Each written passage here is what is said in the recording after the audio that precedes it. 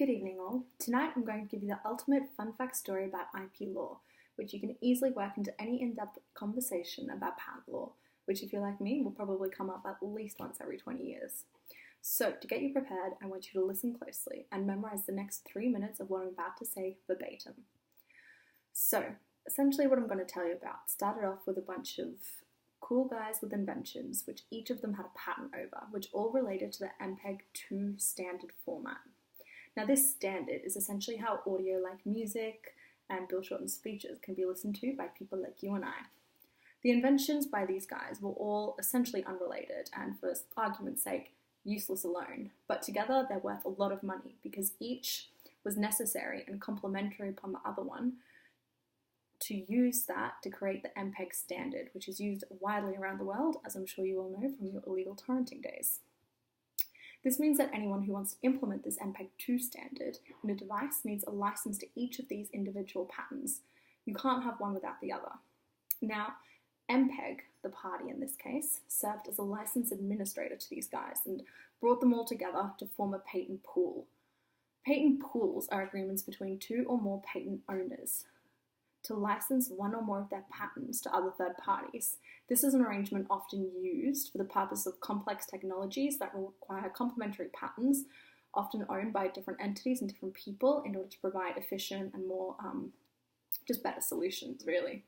So MPEG was authorized under a contract to sublicense this pool of patents, and that's exactly what they did under one single sublicense to the other party, Regency.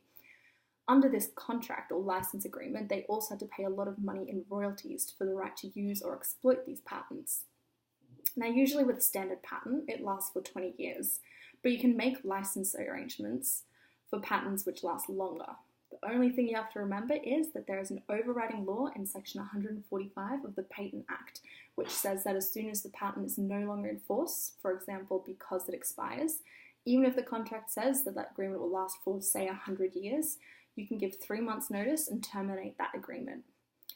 So the problem here between Regency and MPEG was that each of the patents in the pool expired at different times, the first of which was around in 2012 and the last of which in 2015. So in 2012, when one of the patents expired, Regency was like, no, I'm not going to keep paying royalties on patents that aren't in force.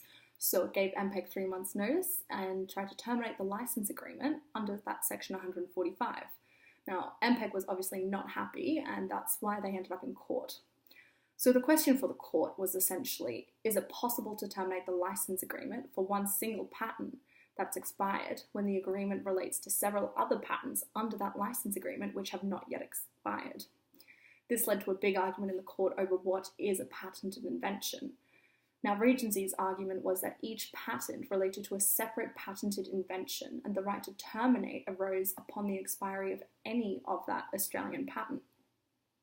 Now, if the court had accepted Regency's position, this means that it would entitle any patentee to terminate a license when just one of the patents had expired, and the licensee would be in a position where, having implemented that MPEG standard, it had to cease exploitation of the outstanding patents or renegotiate a fresh license agreement entirely. This would end up being commercially unrealistic, unfair, lead to a lot of uncertainty in license agreements over patents.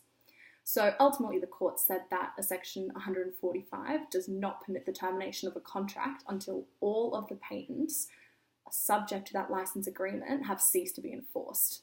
And so that means that there was not a valid termination by Regency because not all the patents had expired. Thank you.